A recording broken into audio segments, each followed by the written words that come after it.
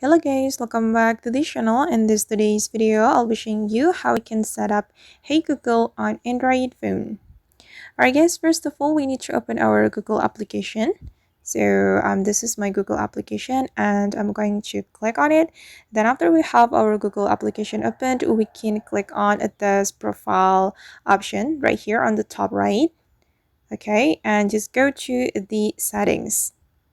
Okay, and the settings we have to select Google Assistant since we want to activate or set up Google Assistant or Hey Google. Just click on this option and you have to select Hey Google and voice match. Okay, and if you want to activate your Hey Google feature or the Google Assistant, you just need to click on the toggle button.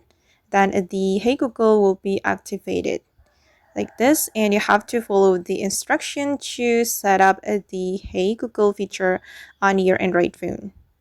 Alright guys, and that's how we can set up Hey Google or Google Assistant on Android phone. I hope this tutorial will be useful for you. Thank you so much for watching, and if you found this tutorial useful, don't forget to hit the like button, leave your comments, and also subscribe to this channel. See you on the next video.